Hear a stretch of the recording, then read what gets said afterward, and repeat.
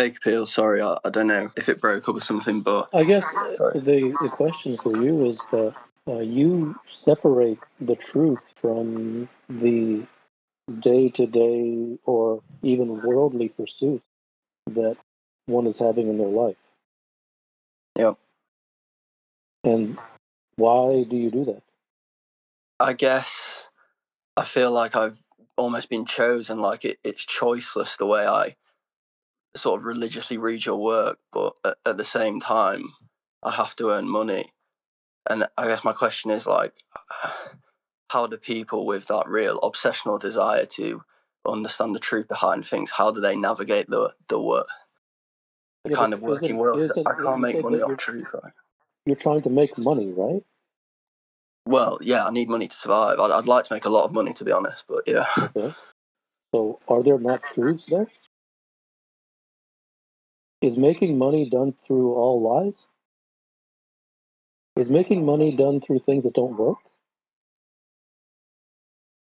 But isn't the true cause of kind of money is kind of devoting yourself to your talent or your true natural Okay, but if desires? you devote yourself to your talent, is that not true? Yes, that is truth, but So, so you have, and you're not alone. I don't think that this will ever be understood, and the reason is because of the conditioning and brainwashing. Human beings view truth as truth, and they should. And the reason that they should is because all they've ever, when they've even heard that term, that word, it's always been in the setting of spirituality. So I have no complaint that people would do that because that's all they know. But I'm not talking about truth because I don't believe in spirituality. So if I don't subscribe to spirituality, then truth for me can't be spiritual because I don't subscribe to the entire domain. So there's no such thing as truth over here and your pursuits over here. That doesn't exist. I mean, even if you open your door to your house and you have a key, that key unlocks the door. That's truth. A key which doesn't fit the door is not going to open the door. I mean, and that's as mundane and colloquial and worldly as it gets, is opening a door. I understand that. But I guess I've heard you say that the kind of the true cause of success is a devotional pursuit of your passions, right? But if my passion is reading your work, how that's not going to equate to money in the real world, right? So the truth is that, for whatever reason, you have an affinity for the words that I write, Yep, and you also have an affinity to earn money in the world. yep. That's the truth. Okay? There's no right or wrong or good or bad with either of those things. And if both of those are the truth in your situation, then it's also the truth that you must discover what needs to be discovered in order to satisfy your own desires to make money in the world. So it would be untrue, based upon what you've already said, it would be untrue to say you should only read my words and forget about making money. And the reason that would be untrue is because the fact remains that you do have a desire to make a lot of money in the world. So if you do have a desire to make a lot of money in the world, then how can attention not be going there as well? Since it is one of your desires. He who chases two rabbit catches neither, right? Well, it's all about context, right? That's a contextual statement. You have to deal with reality. Human beings are not cardboard cutouts. If you have a desire for two things or nine things, then you have a desire for two things or nine things. That's not negotiable in the sense that that exists for you.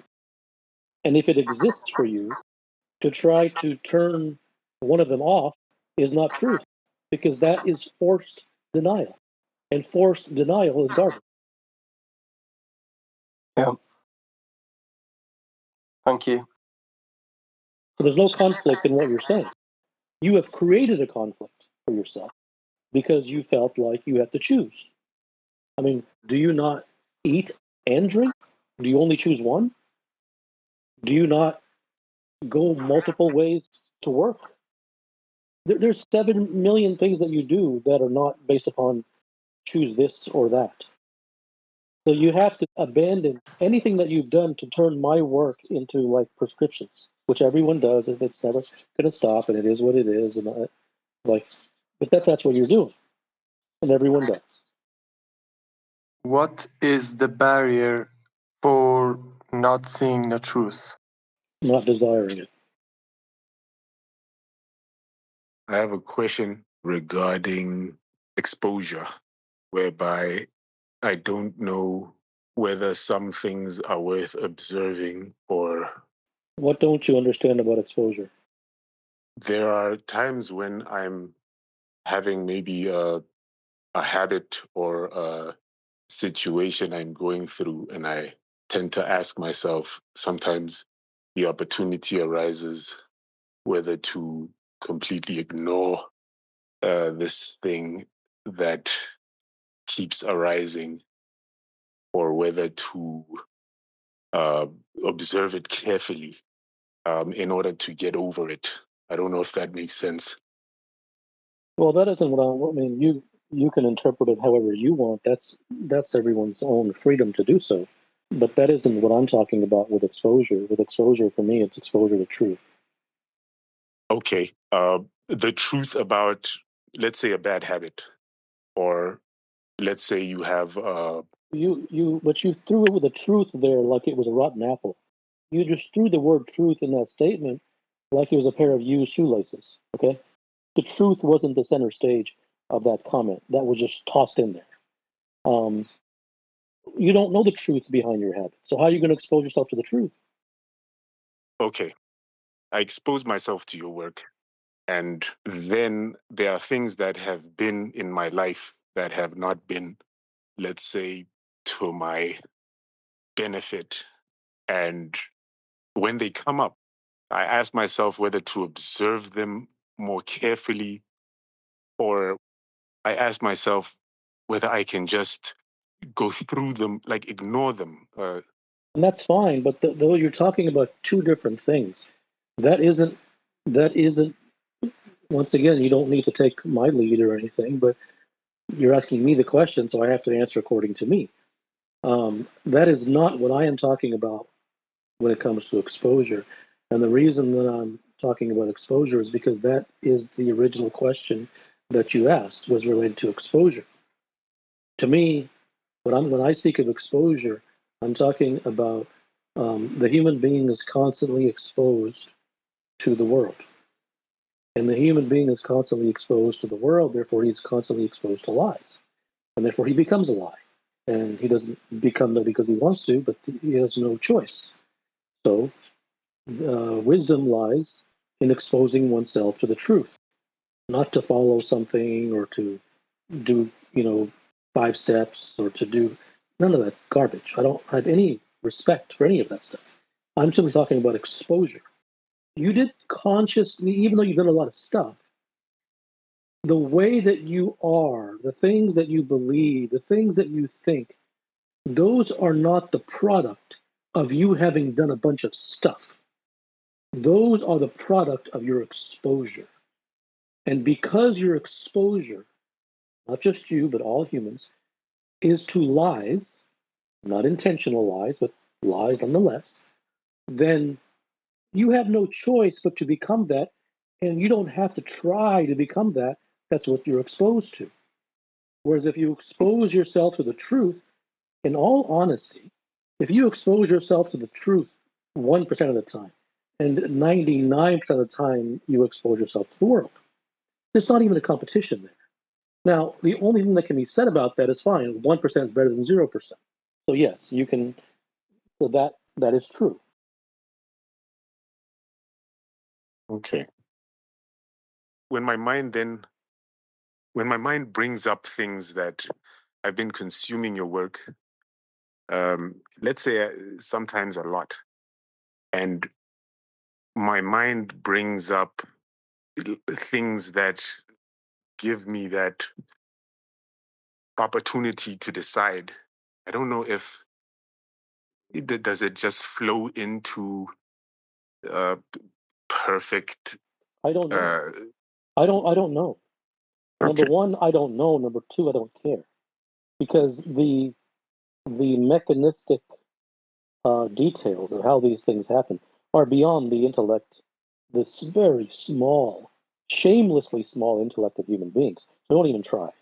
And the more you try, the more you'll go deeper into the intellect. This is not a mechanical thing. So I have no idea what routes it takes and what X, Y, and Z happens and what the technical details. Even to open that door is to open the door to confusion. Been consuming your content and many other so-called spiritualist content, but I've realized that nothing I've learned, nothing I've experienced have got me anywhere.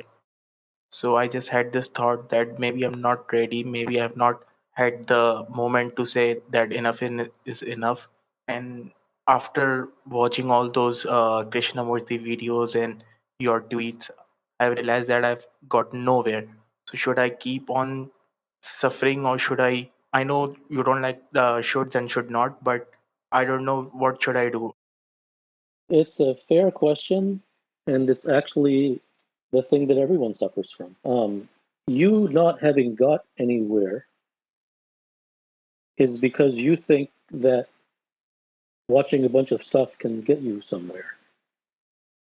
And you think that because that's what you've been brainwashed by society to believe.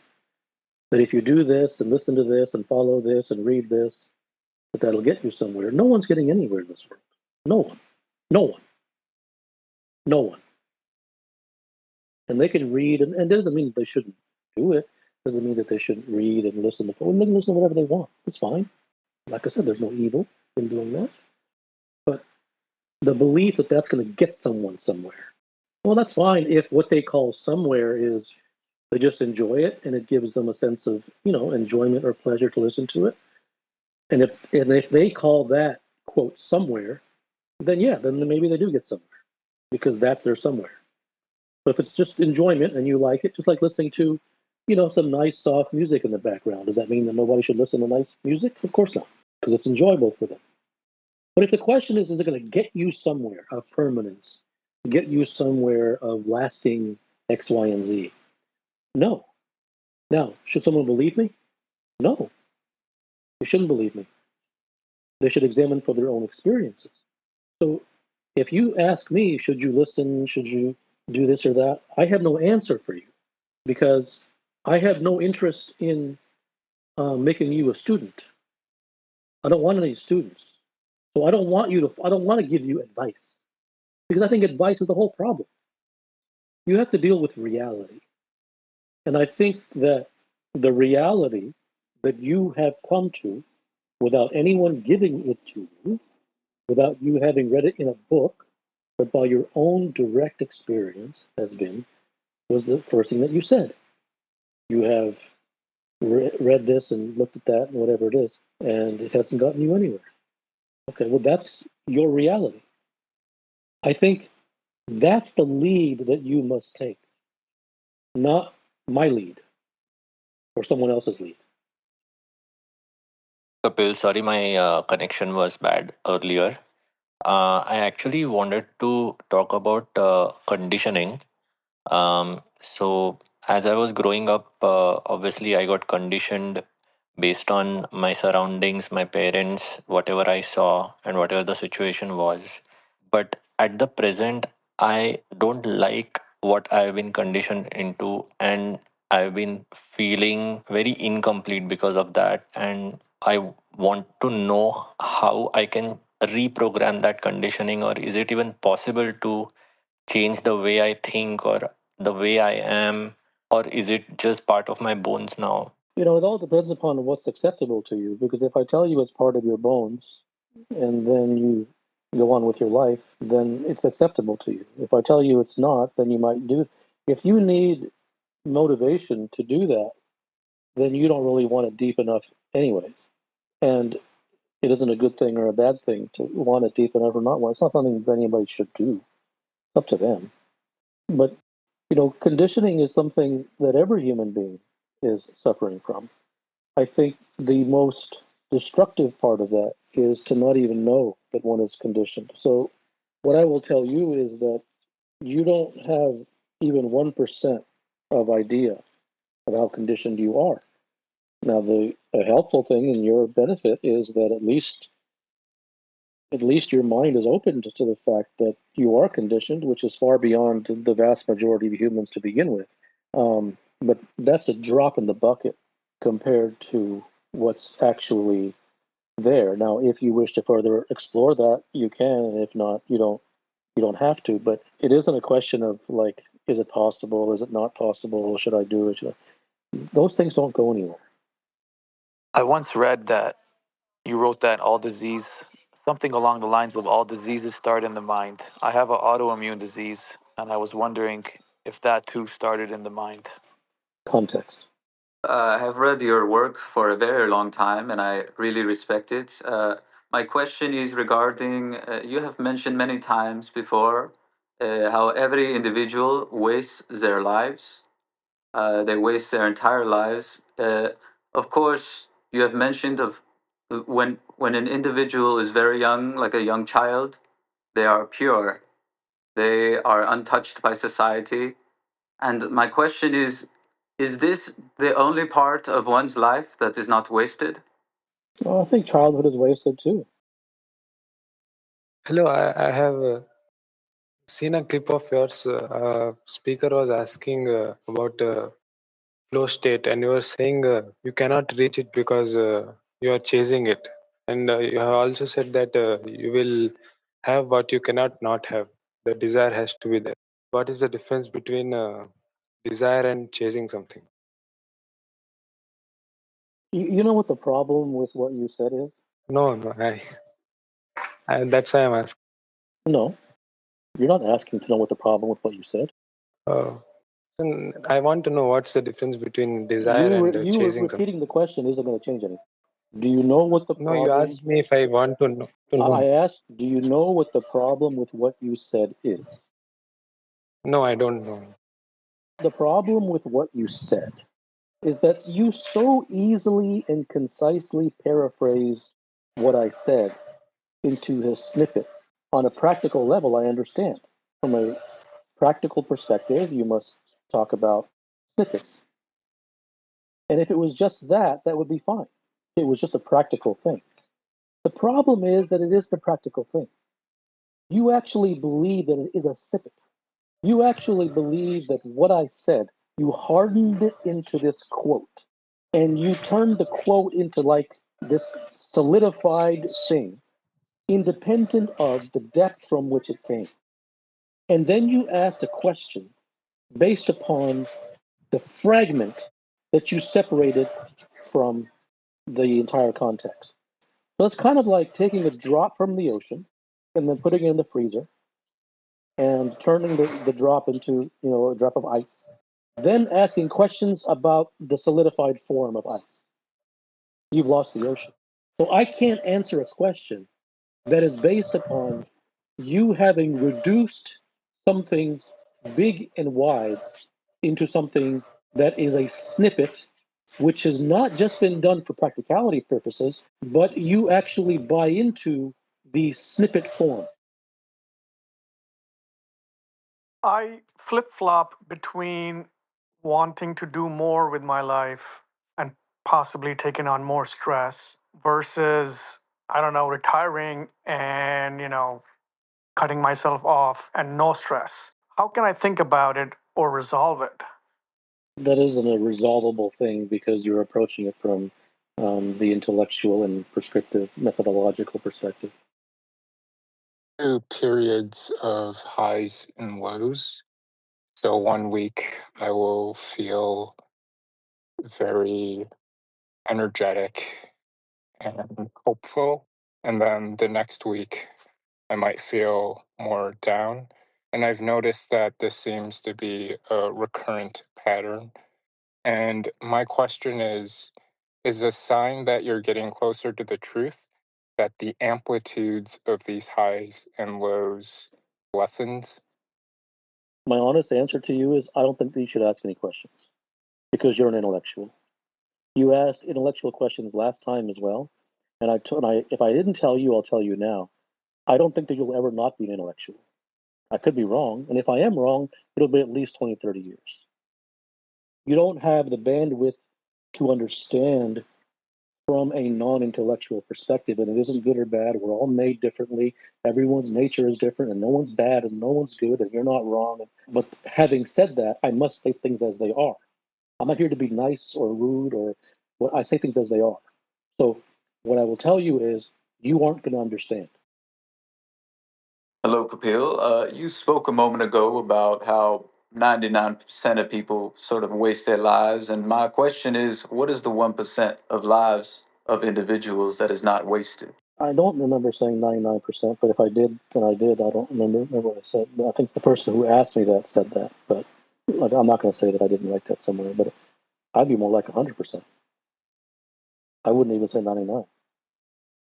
And if I may ask a quick follow up on that. I have to say something though. Hang on. Even though it's 100%, that doesn't mean that I'm saying that one should not. That has to be very clear. Mm, That isn't a springboard for me then to say because you're wasting your life that you should do this or you should stop or you should. mm, I don't have a message for anyone. I just want that to be clear. Like, the sky is blue, right? That isn't my way of saying the sky is blue, and if only the sky did this, it would be a better shade of blue. That has to be clear. Me stating something as the way that I feel that it is mm. not at the same time me stating that it shouldn't be for someone else. That's up to them. On the one hand, I'm not stating it for them to change, but on the other hand, I'm not going to not say it. Of course. And my quick follow up on that one was these individuals that you work with, they are actually the 1 in a billion that do, in fact, not waste their lives. Is that correct? That's a very good question. Honestly, I wouldn't go so far as to say that. What I can say is, look, even if a man is a heathen, let him be sincere. Even if a man is a heathen, let him Mm, be honest, right? And so there's no judgment here that you wasted your life and therefore you should change and do this because shame on you and you should do.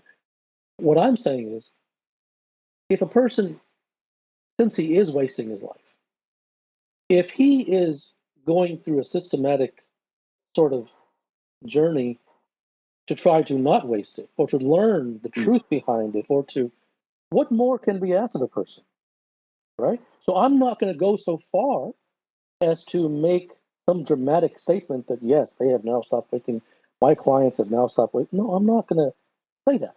But what I will say though is that if someone is sincere to go through that type of journey, and it doesn't mean that's the only way you can show sincerity. You have to talk to me. So I'm not the owner of sincerity, right? I mean, uh, so you have your own birthrights just like anybody else. I'm not the owner of you or anybody else. So no one has to come talk to me or become my client. Sincerity is sincerity, and you can manifest it in whatever way you want. But those who come to me, at least they, in their own way, are demonstrating the sincerity to try to do something about it. So that can be said that at least they're doing that for themselves. Not that it's a good or bad thing, but that has to be given credit because to never try to explore one's own downfall really isn't highly respectable either. To never try to learn the truth, especially about the things that matter to someone, that isn't really um, that doesn't deserve great regard either, right? Is the concept of time and an individual living tomorrow and being alive in the future, is this one of the main causes of people sort of wasting their lives and not being focused on truth? Do you think that you're wasting your life? It does seem to be the case when I look at my past decisions and my life so far. I'm 22 years old, but it does seem to be the case, yes. And why do you think that you're wasting it? What tells you that? Well, you have spoken in the past about, if people had a close call with death, they would most likely have a greater connection with truth. Uh, and when I think about that, If I was going to die tomorrow, I know that my life would be different. My decisions would be different. So then, what's your question?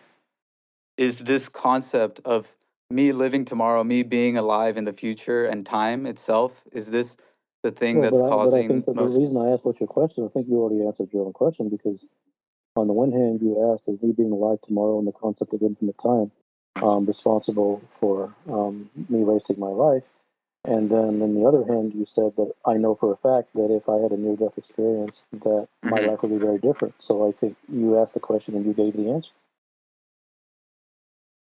I've always been obsessed with enlightenment, ultimate freedom, otherworldly truths, and in my journey to discover them, I've gone through several yoga, meditation, kriyas, and so on the past 10 or more than 10 years.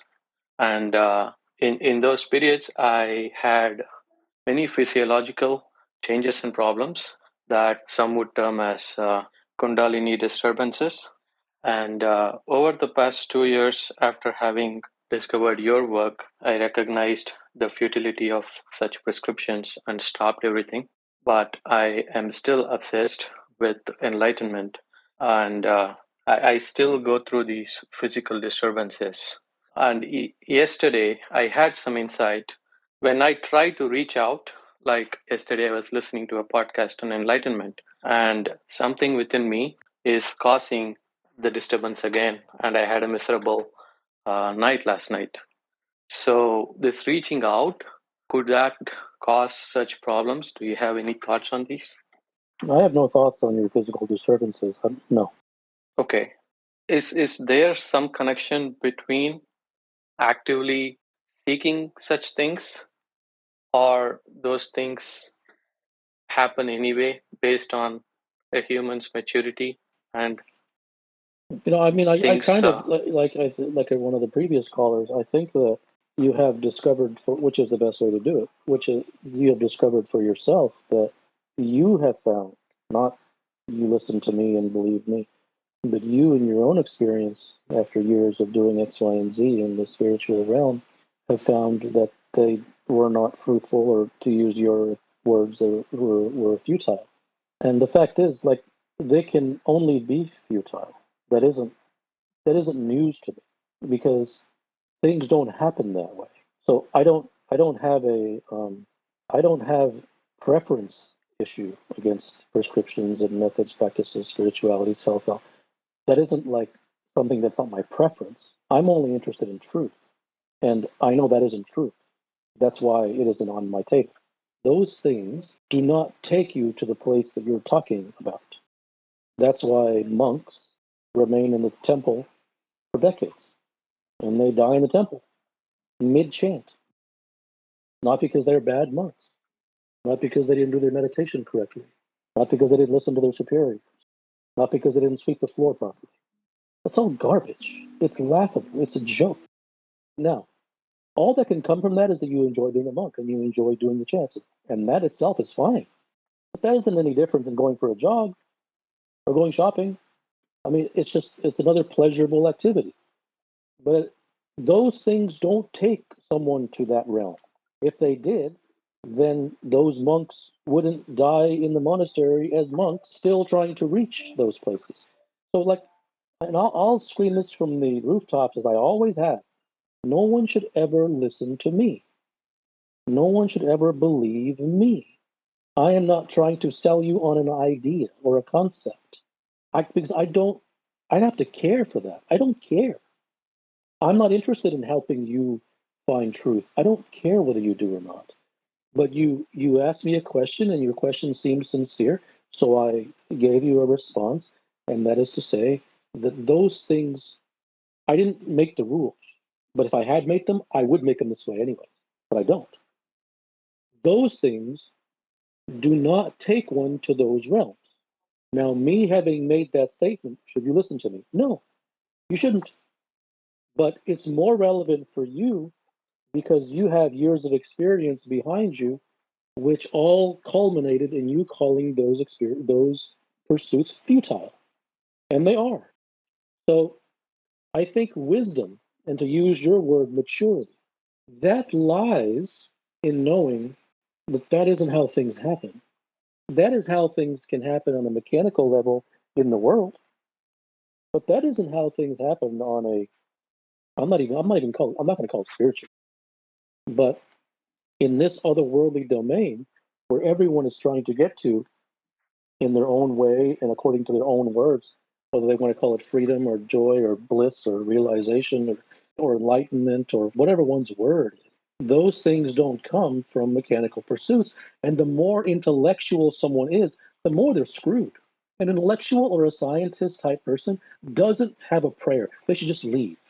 Now, does that mean that there is absolutely no possibility for that kind of person? No. No, there's always a possibility. But that possibility only arises if they are interested in not being a scientist anymore, not as a profession, not as a profession, but to recognize that that science abandons them at the door when they enter this realm. That requires maturity. That requires some degree of wisdom, but even that comes from one's own experiences. So that's why I always send people back to their own experiences. I never try to make anyone a student of mine and now drop all those beliefs and then believe mine. No. What has been your experiences? And what has been your the things that you have gotten and not gotten from it? If those show to you that, I put in X, Y, and Z, I put in all these years, I did what the teachers said, I meditated and I did this and that, and I didn't get what I was looking for, then that is, I think, your greatest learning. Not anything that I said. Your words definitely ring true. Um, I when I hear people mention that the kind of physiological disturbance is in fact the burning of karma that is taking me to where I want to go, that is something very hard for me to validate as true or not. Well, that's the problem. That's the problem with all these things. You can't verify them. So you can be told any kind of story, and it may be a nice story, and then society begins to parrot that story, and they put it on bumper stickers, and soon the story becomes a perceived reality. And it must be stated that it doesn't mean that that's wrong. It doesn't mean that the story is wrong. It could be true. But that isn't the point. The point is not it could be true or it could not be true. The point is you don't know. And if you have no way to verify, then that can't be the way. Now, Hmm. even that's a strong statement because I can't speak for you. I can say that can't be the way for me because I'm interested in truth. I'm interested in verifiability. I'm interested in evidence. And if it's just a story, that can't work for me. It doesn't mean that someone else should. That's fine. Everyone's on their own. But if I can't verify, if you tell me a story that's burning up karma and that's why you're having the physical, okay, like my response is okay. Like, what do you want me to say? If I can't verify it, it doesn't mean it's wrong. But it also doesn't, it might as well not even have been said. Because then the only possibility is go down the road of faith and belief. And I have zero interest in that. Now, listen to the key word, I. Mhm. Doesn't mean that you should have zero interest or somebody else should have zero. I have zero interest in it. It's all about me. This is about me. You know how everyone says, what about me? It's about you. No, this is about me. It's not about you. I am not speaking for anybody else.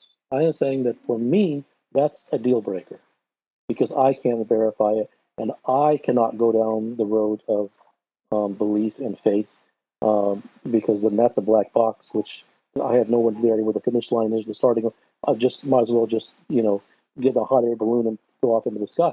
So I'm talking about me.